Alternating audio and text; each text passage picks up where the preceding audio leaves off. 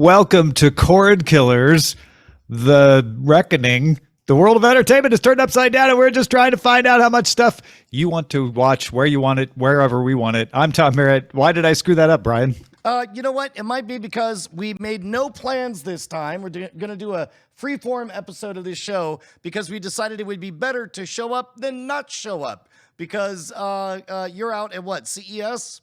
I am in Las Vegas for CES, which means my legs are tired. Yes, but how does that explain this strange private detective who's here with us? Oh, listen, everyone. Justin Robert Young decided to slink into the studio and help us out. Thank you, Justin. I actually didn't plan on being here. There's 50-mile-per-hour winds here in Austin. It's actually howling here outside of the studio. I just walked out to rake my leaves, and I accidentally was tumbled and blown into the studio in Hill Country here outside of Austin. The wind in the western half of the United States right now is no joke. I about got blown off my feet going into LAX yesterday. Our flight was delayed because of wind delays and weather delays. And then today I about got blown over here in Vegas. Sounds like y'all are getting the same winds out there. Like, not that this is weather killers, but yeah, that's some no joke winds these days. Yeah, dude. And there's nothing worse than being blown out there in Vegas. Hold on. I thought it was a transition, then I wasn't sure. It is. Then I thought it was an insult. Nope, it is. Then I wasn't sure. It is. Brian, what's on the docket?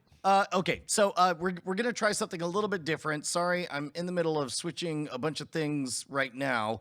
Yeah. Let me explain what we're doing. So we came back from the holiday break. I went right into CES mode. So we don't have a prepared rundown like we would normally have, but I have been marking all of the stories that we would normally talk about. So what we're gonna do is give you a look at what our production meeting would be like. So it's me telling you what the story is, then a little bit about whether I've read it yet, what I think about it, and then Brian and Justin will come back with their reactions. We'll talk about it a little and move on to the next one. Yeah, man. So I'm afraid to show the actual doc for fear that hackers will hack. So I'm just going to kind of position this here so we can see the actual doc that we work from for all the visual watchers. But normally we would have our phone call, and this is the part we would start with the very first item on the supply run, which was... So these are in reverse chronological order rather than the order we would put them in a show. Stranger Things officially in production on season 5. Haven't read this one, but I didn't feel like I needed to from that headline. Season 5 was close to starting production when the WGA strike began in May, and now it's back to production. I feel like this is just a here's a signpost on the road to recovery from the strikes. Yeah. Does anybody remember Stranger Things at this point? Yeah, no, it was a big. It was their Empire Strikes Back season last season. This is they're building up to their big. Is this the final season, or is the season after this one the final season? That I don't know off the top of my head. I know that they are coming to the end of the contracts that they have with their rapidly aging cast. So they're going to have to start tying a bow, and it appears that they, at the end of last season, which I actually liked, I thought that some of the ones before that, not so great. They set up a big bad. Season 5 is the last season. There we go. And now they have a big bad that they're going to go after, ties into the lore. And all of these young actors will be free from their contracts. Yeah. Okay. All right. Where did you drop off, Brian? Man, I want to say season. I think I watched all of season 2, and then I was like, and I'm done. All right. NBCU bets on rising demand for ad deals based on consumer niches rather than broader crowds. Now, I haven't read this one either, but given what I know about the world around it, and this quote here, the market is moving away from narrow age and gender definitions to strategic audiences. So I don't know. This feels like it's probably just the natural growth of advertising in an information-rich world where you can do more than just say 18 to 34-year-old males. So do that and sell ads better because of it. Can I make a pitch? Could it be that this is, and this is wild speculation on my part, could it be that this is in any way related to the impending death of cookies with Google, where it's like if they can't track everybody by their demographic and every single website that they've ever been to, could it be that making niche storytelling content is a good way to reach specific demographics? No, I don't think it's that. Those are two different industries. First of all, one is browser tracking. Although there's probably a bit of that browser tracking that feeds into the ads that you could run on Peacock.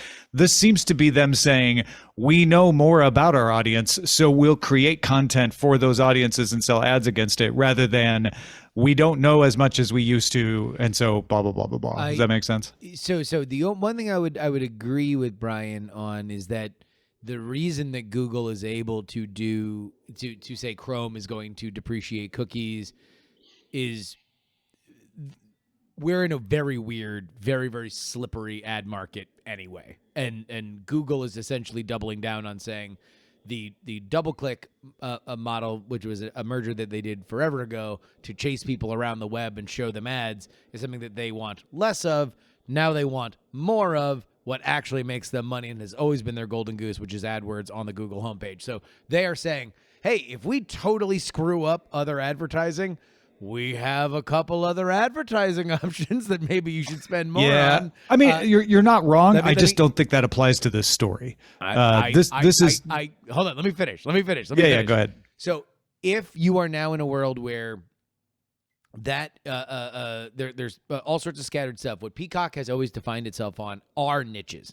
They have the EPL, so soccer, a thing that is not gigantic and mainstream, and yet it has a very dedicated audience. Professional wrestling, Blumhouse, they made a deal with, so now they have horror.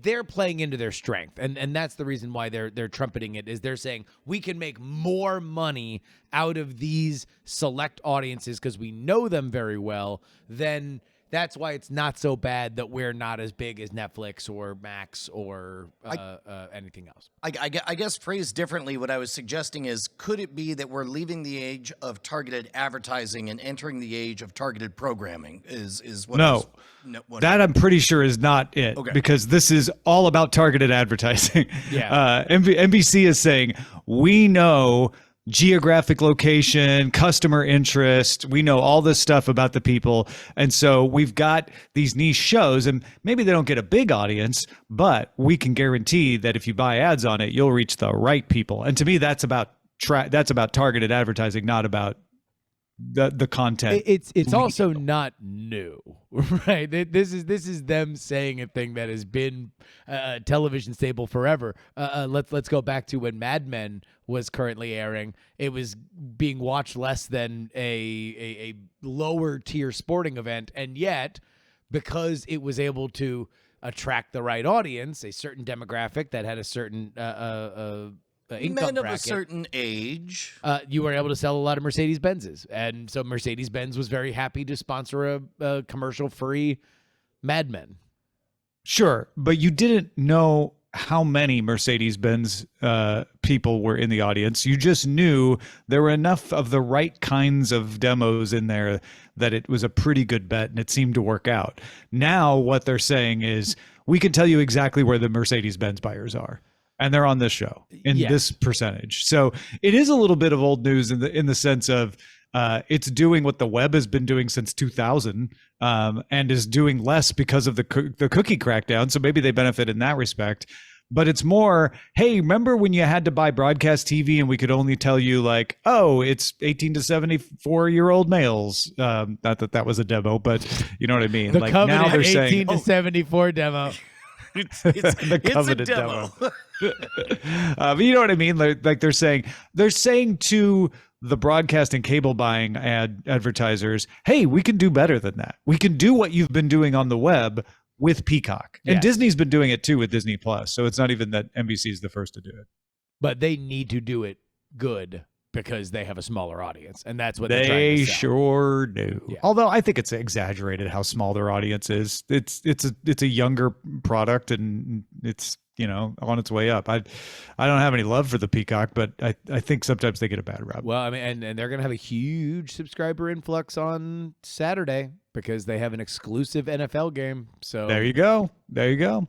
Everyone, speaking of sports, wants a piece of the NBA's national TV contract. Bloomberg saying that games will remain on ESPN and TNT because Warner Brothers Discovery and Disney will continue to pay for those games. But we're going to start to see what happened with NFL, with Major League Baseball, where you're going to see more games move into Amazon, Apple, places like that, and they're starting to drive up the price.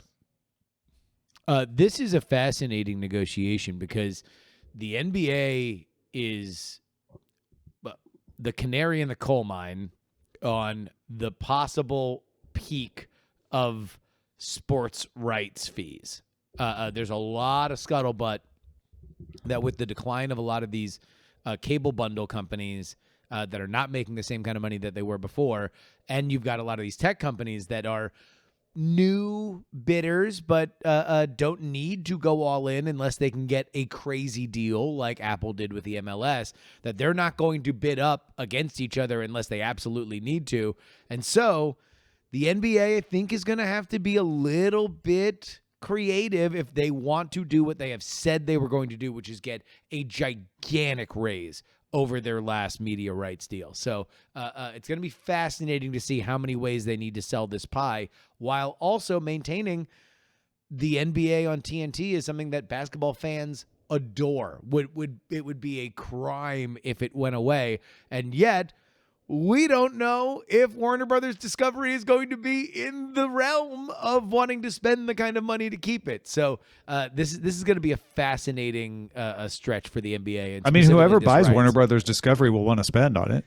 Well, I mean, that's the thing, right? It's like Warner Brothers Discovery has been very, very good at saying like, well, sure, look, we'll just buy Paramount, or we'll staff up, we'll do like an old media super team, and we'll fight against the tech bros, or like, I don't know. I have a theory about that. Unless somebody wants to just cut a check, and then you I have a hit the theory buy about now. that. So there's a stipulation on what AT&T could do with its stake, which it still has in the merged Warner Brothers Discovery, that is going to expire in April.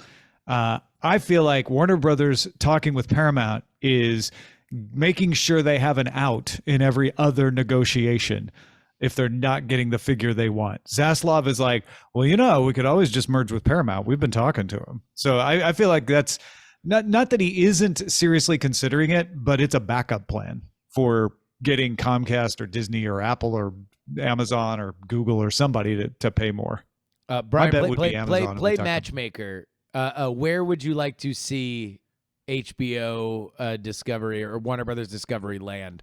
I mean, to be honest, I'm just really happy that the stream's working. That's really all I got. I would see it going to Amazon. Amazon is well positioned for that play, and I could totally feel like they would be a good steward of it too. I mean, I'll tell you what. Is there any place that would feel more natural for at least the big budget HBO side of it than Apple? Apple.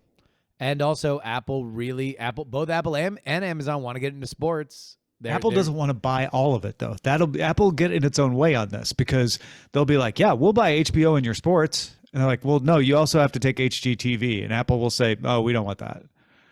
I guess that's the thing. Apple doesn't really do like spin-offs. They don't like buy and then spin off. I mean, I guess they could, but yeah, they don't usually. No. I don't know if they're philosophically opposed or not. Also, HBO would do well under Disney. I mean, honestly, it's like it would be any and all of them. I guess. All right, Tom, where do you think the consolidation What's our consolidation schedule? We have talked for years now. Yeah. So we just had the starting gun go off with Yep. Comcast and Hulu, right? Yep. So that's over, and the race is on. The next one to fall is the April deadline on what AT&T can do with its shares of Warner Brothers Discovery. Nobody's going to buy Warner Brothers Discovery until AT&T gets its cut. So I think we hear our first consolidation related to Comcast, Disney, Warner Brothers Discovery, AT&T in August. So end of this year is when we really start folding all this stuff in on it on itself. And we end up with 3 big heritage broadcasters and 3 tech companies that are, one of which is Netflix. The other is Amazon, and the other one's Apple. So we're going to get Netflix, Amazon, Apple, and 3 other companies. That's what I think. So you're saying, okay, and so you're counting Disney as a traditional. Yeah, power. yeah.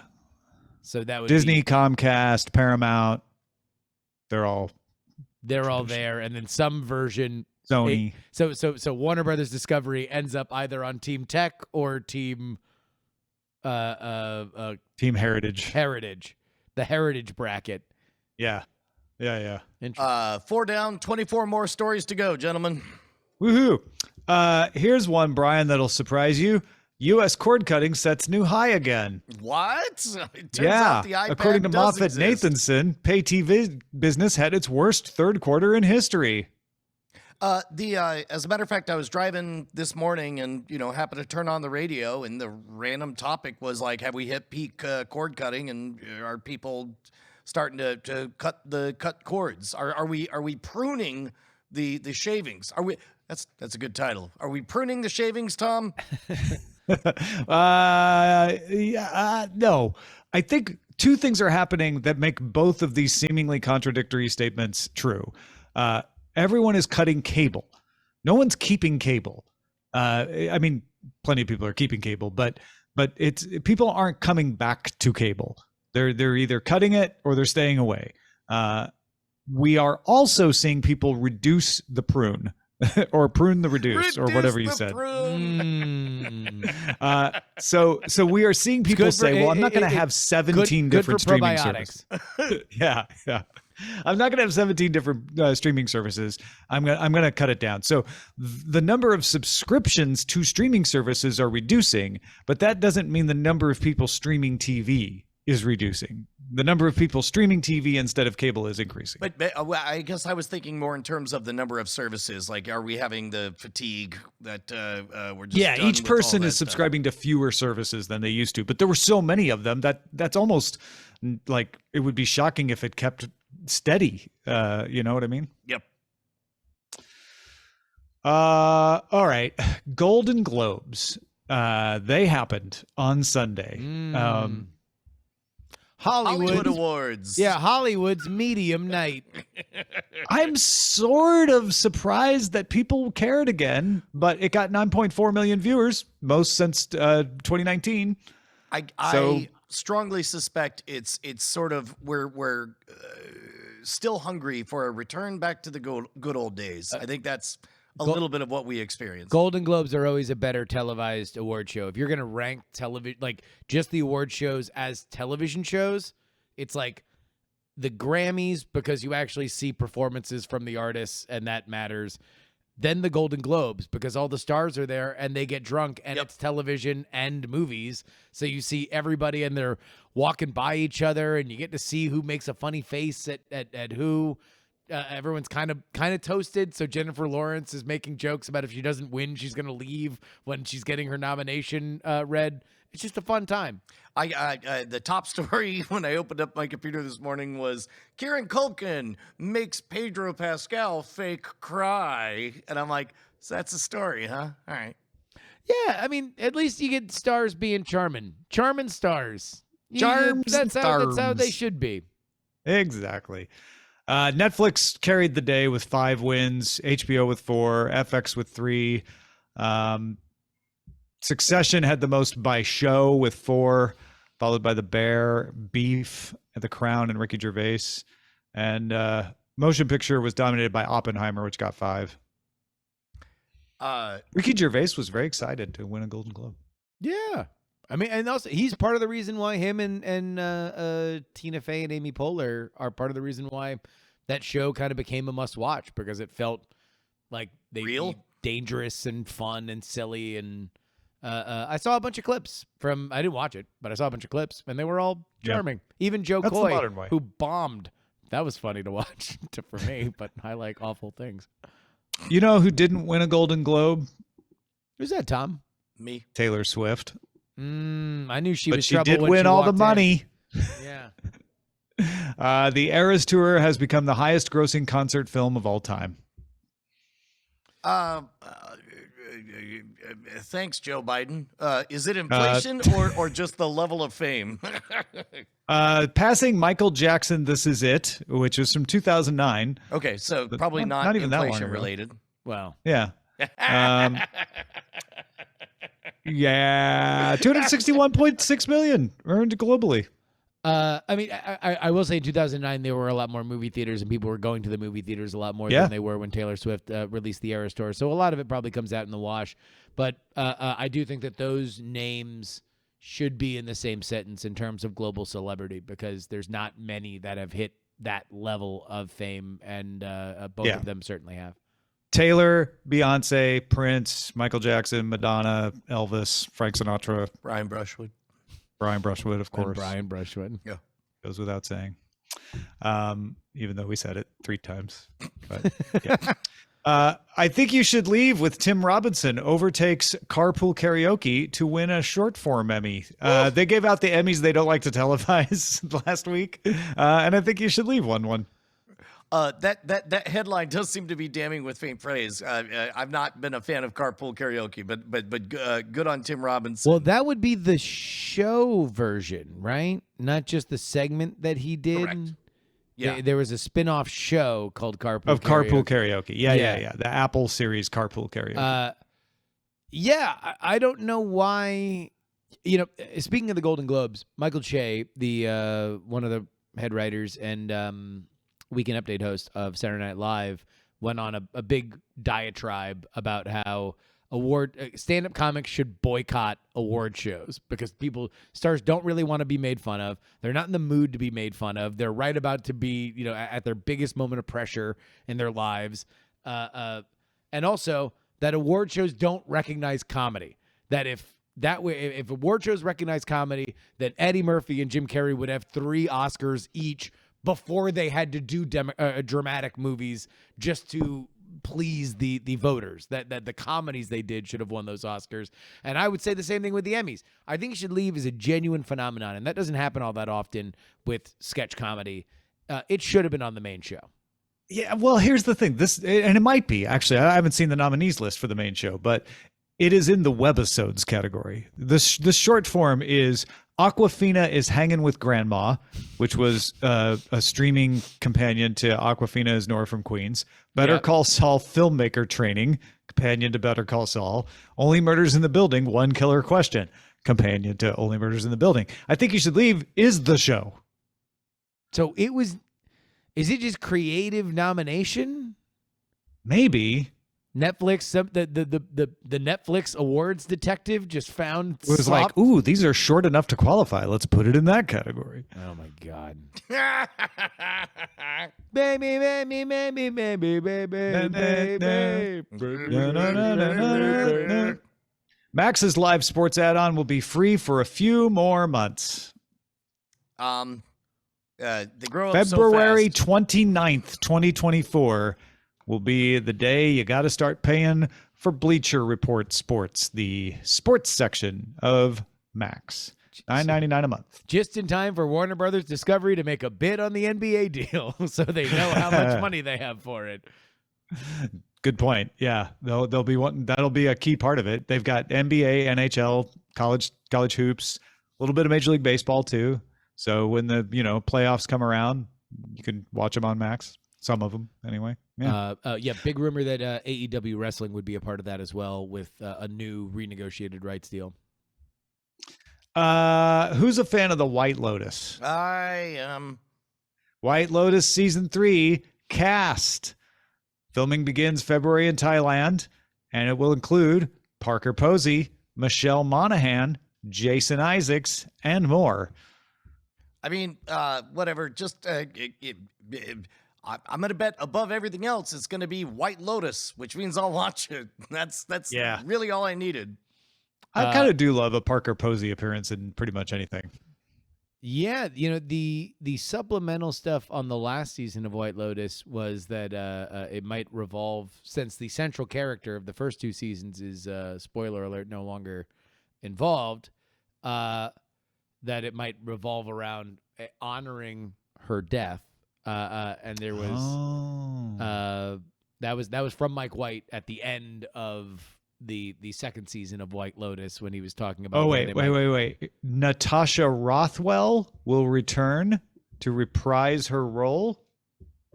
Was that the assistant from season 2? If it is, then Ooh. guaranteed. No. Natasha Rothwell is from season 1. The person that helps consult and does like psychic readings. Okay. The psychic. Yeah. The real psychic. There was also a rumor that a frequent Mike White collaborator, who is now a very big star in his own right, was possibly in line for an appearance on this season. Maybe one Jack Black. Oh, wow. But those were rumors. You never know. There were rumors. He was into field hockey players. Netflix previews Arcane Season 2 in a 1-minute teaser trailer. Yeah, it doesn't give you much. I get the strong suspicion, taking a look at this, that that's probably a character from the game. And they're all like, oh my God, that's that character from the game. Meanwhile, the game seemed to have a very toxic fan base, but they somehow made an excellent movie or cartoon out of it. Yeah. What is this again? Arcane. It's a very good. League of Legends. League of Legends. That's what Yeah. I was looking for. Yeah. Yeah, League of Legends, the one that New Jeans sang the song for at their big convention. Prepare for a ton of dumb, counterproductive streaming video mergers. This is a Tech Dirt article that is really just Carl Bode of Tech Dirt doing his own take on what we were talking about earlier, like who's going to buy who. And the award for the most accurate headline goes to... Yeah. So I was arguing today about consolidation and then constant divergence. I mean, it just seems like same as it ever was, just over and over and over again. I don't think these are as dumb as some people seem to think, including Carl Bode, who I have great respect for and is an excellent journalist. I think this is just normal. This is just natural. This is just how this stuff goes. It's also necessary. These businesses are cash incinerators, and a lot of these companies were not like they were led into a world in which they thought that being a Netflix was easy. They found out that trying to chase after Netflix was extraordinarily cost prohibitive, and maybe it would have been better if they just kept licensing things to Netflix. But they need to merge. This is not like some kind of Illuminati way to control the masses. These are failing businesses that need to merge together or else they will die. Yeah. Hacks set to return this spring on Max. I thought they were wrapping up Hacks. Is this the last one, or? They halted production because of the writer strike in May. That's all I remember. That must be what I was thinking of. Yeah. So it's coming back, and so they not only began production again, but they finished. They finished production. They started and they finished. Yeah. Disney Plus now included free for Charter's Spectrum TV Select customers. Spectrum TV Select packages nationwide get Disney Plus at no additional cost. That all tracks. I remember keeping cable specifically just so I could have the Disney app, so my kids would shut up and watch Disney. I do think that the cable services, Comcast and Spectrum, they are on the path to being the bill manager. Eventually, you'll realize like, oh, I haven't plugged the actual cable in the back of my TV in years. because they keep adding streaming services, they keep adding bundles, they are adding more and more like streaming options, like where you only need cable in one room and then you can just stream your account in all the other rooms. So that's just where this is headed. Them and the phone companies. The phone companies keep bundling in services too. A reminder that this was part of the negotiation. Wait, who was the company here? Disney? No. Charter. Yeah. Ah, man, I think Charter was the one that they had the big fight with ESPN, and part of that negotiation was these bundlings. Yeah. No, I think you're right. That's right. Good memory. Patrick Stewart says putting Charles Xavier in Deadpool 3 has come up. There's been a process. When asked for details, he said, I would tell you, but it's too late. I've seen everything. I have every confidence he's still around, Stewart quipped about Professor X following the character's death in Multiverse of Madness. Oops, spoiler. Yeah. Boy, what a scene that was in that movie. Yeah. Oops would also be my spoiler for the movie itself. But yeah, it's gonna happen. I mean, at least a cameo. That's what this means. It's at least a cameo. From all available buzz and leaks, there's gonna be a lot of them. With Deadpool. Deadpool is going to be Deadpool 3 will be mostly cameos. It was described as in what Sony and what the last Spider-Man movie did for reintroducing a lot of Sony's Spider-Man universe into the Marvel Cinematic Universe. This will do it for Fox's X-Men universe. There is a rumor that Stray Kids, the K-pop group, will be in Deadpool 3, if that tells you anything. Wow. Killers of the Flower Moon gets Apple TV Plus streaming premiere date. So if you've not seen it in the theaters and you don't want to, well, wait 4 more days from when we're recording this, because January 12th, it's coming to Apple TV Plus. Did any of you guys see this? Is it good? Man, when the Flower Moon gets killed, man, that Flower Moon.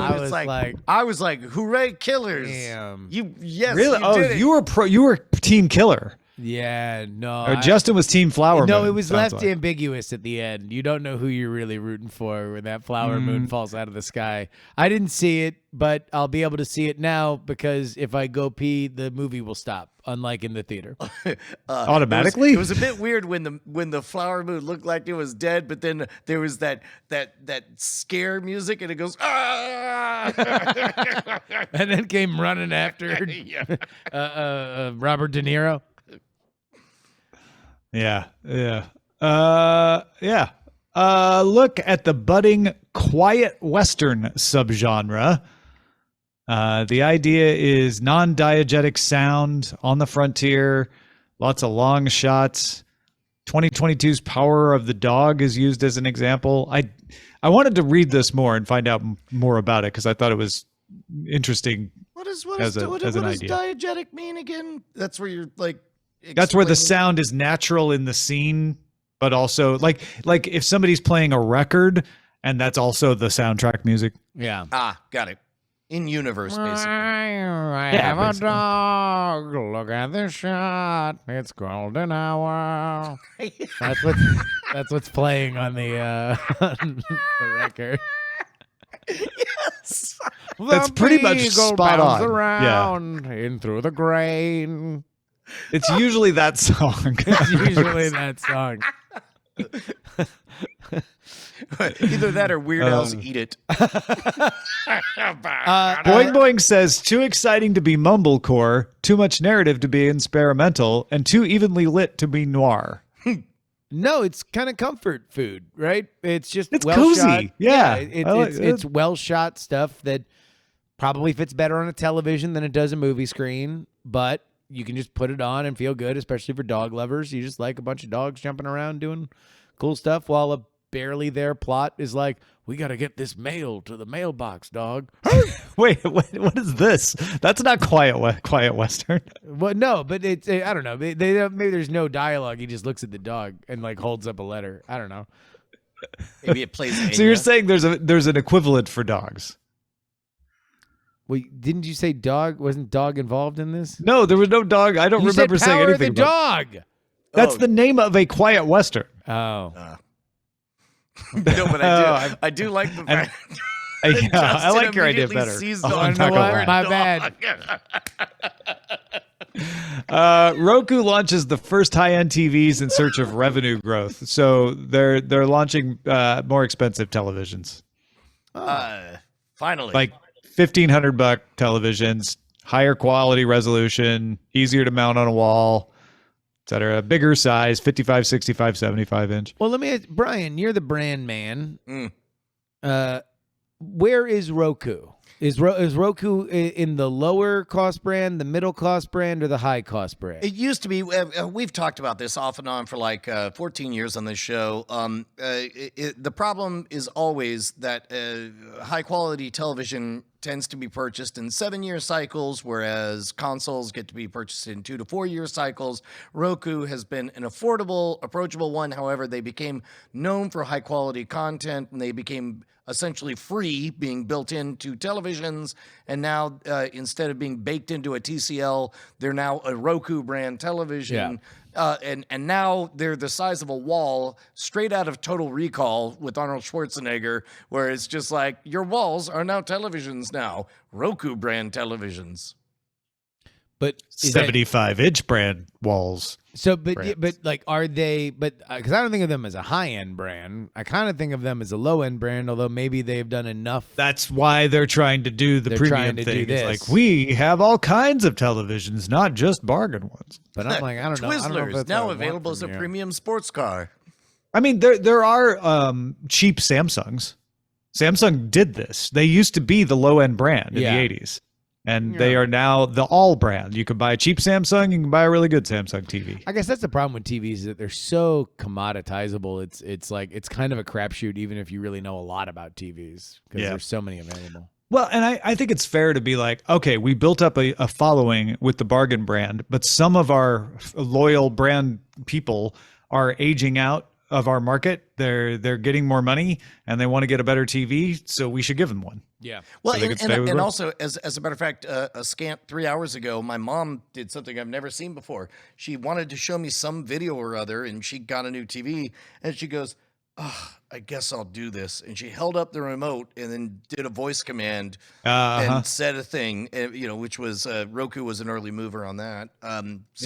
Maybe they are. I don't want to say aging up, but qualitying up. Yeah, the audience is qualitying up. Well, that's it. T-Mobile adding Hulu for free to its top-tier wireless package. So they already do this for Apple TV and Netflix, and now with your T-Mobile phone subscription, you can get Hulu with ads. Okay, see the yeah, yep. It's always the lowest tier. It's always the lowest tier. Yes, yeah. You're right. That's a win-win. Although for with Apple everybody, TV right? Plus, there's only one tier. Because Hulu gets paid, or is Hulu paying? Who's on the? I think Hulu gets a little scratch from T-Mobile, and T-Mobile's using it as a cost. bargain. Yeah. Yeah, a customer retention cost. Yeah. Hmm. But this goes back to the other story about Disney. Like this is where we're going with phone companies and cable companies. We want to be the place that keeps you bundled, so that we manage all your We're gonna bundle you up. We're gonna swaddle you like a newborn. Yeah, like a In dog value. on the Western Plains.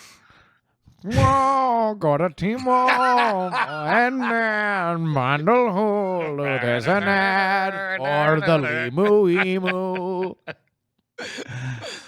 Brian, we do have a Jack Black story. We do, but unfortunately, I don't even want to show it because this ad just keeps showing up with a woman with spread legs. No.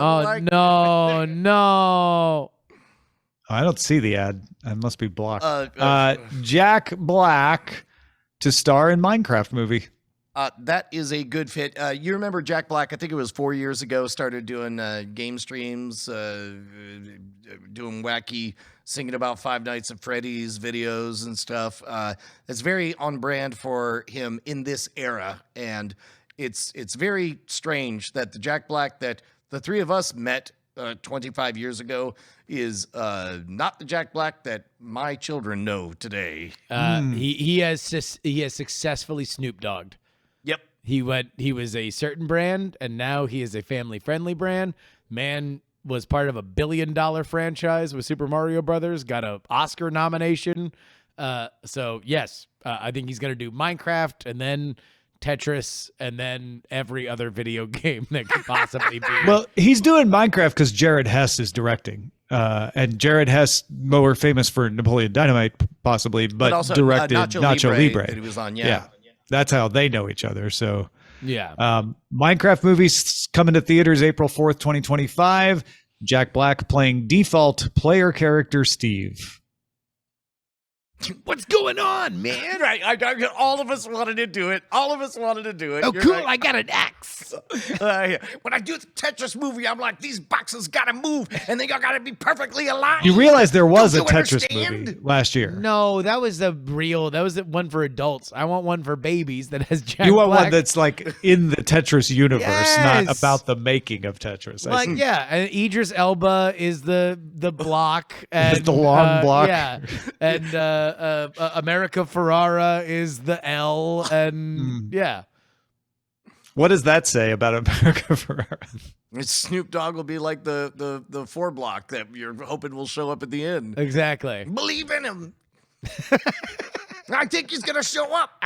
Everybody drink a Corona. I love it. You are now doing a scene from the third act of the Tetris. The Illuminations presents Tetris. So many people may have remembered that Echo Star owned Dish. When I say many, I mean like 2 of you. But they weren't the same company anymore, even though they were both run by Charlie Ergen. But they've now merged again. Good. This is what Bloomberg says. Dish merges with EchoStar, buying time for Ergen's mobile empire. All stock deal brings Dish cash and relieves debt pressure. Company seeks pivot away from pay TV toward wireless services. Hell yeah. Yeah, that tracks. This next one, very sadly, will not load for me. I don't know if it's loading for you, but it was a movie web story about why Muppet Babies will never be available on streaming because of conflicting copyright claims. Oh, that's interesting because they went heavy into parody and they would borrow. Now it's I loading believe music. I believe they would borrow specific character imagery and that kind of stuff. But it was all fine because who the heck cares about Saturday morning television? But it turns out something lasts long enough, it becomes valuable. We used a lot of film clips from a lot of different things, including Raiders of the Lost Ark, Star Wars, and all that. George was, because Jim Henson was in good with George Lucas. George came in and worked on Labyrinth with Jim, and that was not their first collaboration. Their first collaboration was they were across the street from each other. Jim was filming The Muppets, and George was doing Star Wars across the street. So basically, George Lucas said, I won't sue you, go ahead. But now Jim Henson's gone, and so it's all a mess. But also they're under the same corporate umbrella. Lucasfilm and the Muppets. They're both owned by Disney. I don't know that Muppets is Yeah, fully owned that's a by good point. Disney. I know there's friendly licensing deals. I may be wrong. I'm pretty sure that they are lock stock. But the this is also is it trademark or copyright, Tom, that you are forced by law to try to enforce? Otherwise, it's a press neither. release. Okay. There is the urban legend that you must sue people for infringing your trademark if you find out about it to keep your trademark. It's not actually true. What is true is that it helps you in future cases if you have not allowed other people to use your trademark. So there is sort of a principle of it's a good idea to sue, but it's still trademark. It's not copyright. If I'm reading this movie web article right, they're basically saying back then it was Jim Henson and everybody was like, yeah, sure, it's fine. So it wasn't even just George Lucas, because you're right, Justin, it would be under the same company now. It was like, oh, it's Jim's thing. That's cool. We won't sue him. But these days, it's not as fraternal. And I go back to the fact that, Jim Henson's no longer with us, sadly. Let's bring him back. Or, Let's just CGI that, man. Modern problems require modern solutions. yeah, that's right. Let's clone Jim Henson. That'll solve this. Oh, apparently Disney does not own Muppet Babies, they own the core Muppets thing. So I don't know whether or not that was a Got different it. production. So that's company. another thing is that Yeah. the Muppet intellectual property isn't even owned by the people who own the Muppet Babies. Yeah, that's a mess. That's why we should only have 14-year public domain. I agree. Alamo Drafthouse blames nationwide theater outage on Sony projector fail. Yep. So I didn't know that this was a thing. When did this happen? Oh, over the New Year's, huh? Interesting. Yeah, it sounds like maybe Sony's like CDN went down or something. They couldn't deliver that the. sounds like it. I mean, that's the files. reality of modern projection is that Brian, you used to work in a movie theater, right? Like yep. there was Yeah. But my main job was to screw up play showings of Jurassic Park by having a brain wrap with film. That's my claim to fame. Here's all I knew about a pre-digital world of projection. I had friends that worked in a movie theater that said, we have to screen this full print on Wednesday and the back door is open. So if you want to see this movie, you could just walk in the back door because we legally have to play it at this certain time after the movie theater is normally closed. But now everything is downloaded and yeah, I guess there are probably some. I guess they screw up probably with do the CDN. hold off till the very, very last minute in that case, because in a world where somebody could pull out a cell phone and leak it to the Pirate Bay or what have you, Reading this article though, it seems like it's more like the projector software than it is the movies themselves. Yeah, I think it's seeing that this was dated on January 1st, which means there were probably less people working than would normally be working in those situations. It sounds like there was some kind of issue that they just couldn't resolve. I was suspecting DRM. Like there was some DRM thing that ticked over on January 1st and didn't get updated. Yeah, that would make sense too. Like, well, we can't play these movies because it doesn't have the proper DRM files. Because it says it's 1800. Speaking of not needing DRM, Mickey Mouse, Steamboat Willie version of the character now in public domain. Basically, Steamboat Willie is in public domain, so you can make derivative works off of that without infringing copyright, so you don't need anybody's permission. I went into a big deal on DTNS about explaining that this is not, in fact, making Mickey Mouse public domain because there are other versions of the character that you cannot use without permission, and Mickey Mouse is a trademark. And so you can't use the Mickey Mouse trademark in any way that would confuse your offering with the offerings of the Disney company, et cetera. But there's lots that you can do that you couldn't do before this went public domain, and a horror movie is one of them. Also a horror video game. Hey, man, that sounds like some old people stuff. I bet grandparents are shaking in their boots. What? A scary Steamboat Willie? It was scary enough the first time. As long as And that mouse moved all on its own and talked. as long as that mouse has a steering wheel in his hand, you're good. Yeah, I feel like we had the Winnie the Pooh horror film when Winnie the Pooh's first book went public domain. Yeah. So I feel like this is just it's the doom of public domain. Like whenever something goes public domain, you turn it into a horror movie to see if it works. Man, like the Canterbury Tales, the horror version. Yeah. We're around the fire telling tales. Where's that dog? This is a big deal though, because every other time Steamboat Willie was about to go public domain, Disney got him to pass a law to extend copyright. So we finally did it, folks. Yeah. We got him. Screwed something else we up, got him. didn't you, Iger? Comcast and Paramount reach carriage renewal, avoiding blackout. I don't know. I probably marked this because it was so nostalgic. Like, ooh, a cable fight. That's exactly what I thought. I was like, well, that's cute. I remember that. I mean, it's Comcast, so it wouldn't have affected any kind of streaming service. It's just Paramount, CBS and MTV and all the Paramount shows or networks would have been pulled off of Comcast. That would have been a big deal. This would have been a Titanic news, like even 10 years ago. It totally would. But thank goodness we live in today land. I thought I didn't read this one yet. Variety had an article called "Why the Fall of Comic Book Movie Culture is Inevitable." This was I've seen different versions of this story, and they keep going back to, I want to say it was like 10 years ago, when Steven Spielberg gave a quote that basically said, "Yeah, superhero movies are very popular, so popular right now that I can tell you they're going to go the way of the Western.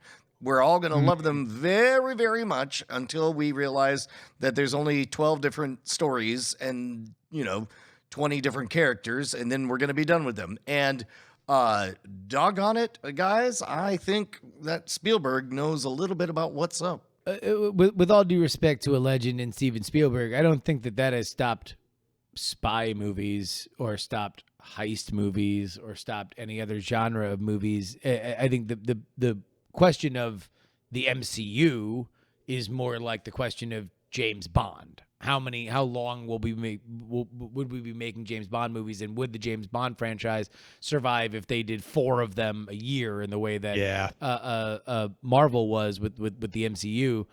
And that's what Iger said. We spread ourselves too thin. So it's like the fall of superhero movies is kind of a weird thing, because I do think superhero movies will always come and go. It's just another genre. Sometimes rom-coms are really, really hot. Sometimes rom-coms aren't, right? It usually has more to do with the talent involved in who's doing it. Well, think about it this way. Whenever something really pops, the question inside the business is always a fad or a trend. Hula hoops were a fad. A trend was fuel efficient cars, that's and whether this lands in fad or trend is up to everyone's interpretation. But I like the analogy to westerns, because there were like so many westerns at one point in the 50s and 60s, and we still have westerns. We still have movies that are westerns. We have quiet westerns. Quiet westerns, but we just don't have them in large numbers. So to Justin's point, like just pull back. We don't need so many superhero movies. It's fine. Well, yeah, I mean, I would say even sure if you want to come out with 4 of them and they're all great, awesome. Like, just don't. Like, the problem with superhero movies now is that a lot of them stink on ice. They look bad and they're boring. You are not kidding. I don't know. I feel like some of these movies that we say stink on ice would have been appreciated in a world where there weren't as many other superhero movies, not because they would have been better, but because we were more forgiving when we hadn't had any. So we were excited about the parts of the movie that were good and ignored the parts that were bad. Whereas now we're like, yeah, superhero movies, tropes, we've seen them all. Yes. Like, this movie has to be really good for me to forgive it. Otherwise, I'm going to trash it. But that's the Eddie Murphy Raw defense, which is, if you've gone through 8 days in the desert, saltine tastes pretty good. Yeah, right. Exactly. But also, it's like, I kind of reject that argument, Tom, because like yes, DJ Kool Herc got to rap like this. And that was the thing that no one had heard. Now we are rapping. You can't do that now. You have to do a new thing that evolves. That's the evolution. I mean, I think that's another form. way of saying the same thing, except you said it better. So, well, no, I'm saying is that like yes, if you make a movie that is as flawed as, let's say, the first X-Men movie, which had a bunch of really, really good bright spots, but some of it you watch it back now and you're like, okay, a lot of this isn't really all that good. Then yes, you would if you released it now, you'd be like, this is a clunkier movie. You would not recognize the cool parts in the way that we recognized a filmmaker who was taking these characters seriously in a way that had not been done before. But also, that was in the year 2000, right? We're in 2024 now. Yes, you do have to build upon the things because you're assuming that this audience is read up on the genre. I mean, You're right. I'm still waiting on the dark, gritty reboot of the train pulling into the station. That's going to be amazing. I like people filing into Factory myself, but I get what you're saying. I feel like we're all back dancing up, around. boys. Back up. We don't need to have this get ugly. All right, fair enough. Amazon's Prime Video will start serving ads on January 29th unless you pay extra. $3 a month on top of whatever you're doing now. Hold on, wait, to make it. Can I just sell Train Pulls into Station? Has that fallen out into public domain? It is. It is in the public domain. Good. All yeah. right. I'm just gonna sell it for $1. It starts with a bunch of kids and they see an old man. You're like, oh, used to be.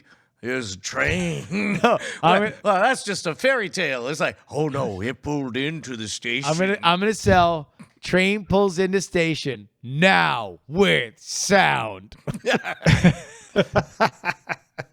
just gonna In be full me. Dolby surround. No, just Atmos. gonna be me going, oh, that's a train. What the hell's it doing? It's not going to pull into that station, is Get it? out of here. Get out of here, train. And then if once you've paid your $3 to get rid of ads on Amazon Prime, you can console yourself that What We Do in the Shadows will be ending on FX with season 6. Season 6 will be the last season of What We Do in the Shadows. I can't believe I'm saying this, but it's like, how far would we want to see the MCU happen to this beloved, excellent comedy? No, it's a really good point. I want them to end it while I'm still sad they're ending it. I could go another 6 seasons. Well, I mean, look, there's some shows that, as long as the talent stays there, could probably go on forever. You can think of new ways. Always Sunny in Philadelphia. Yeah, exactly. That talent is invested. Nobody is like, oh, I need to stop doing this. It's like, no, we're gonna get together once a year. We're gonna write and shoot a season, and that'll be that. I think this show could be that, but it seems like everybody on the show has gotten a lot out of it. They put their names on the map. They probably want to move on. And usually 6 seasons, that's about where the second contracts are running out anyway. Yeah. So. You know what, Tom? I feel like we opened Pandora's box. We just did an hour-long episode of Cordkillers Reckoning with absolutely no preparation whatsoever. Do you want to take us out? That's a head scratcher. Thank you, Justin Robert Young, for being with us. Where can folks find more of what you do? You can find me with Tom on a Daily Tech News show sometimes, and also Know a Little More, where I produce Tom. I produce Brian on World's Greatest Con, and I talk with Brian on Great Night. It's all good. Find it all wherever podcasts are sold. Thanks, everybody. All right. Bye, guys.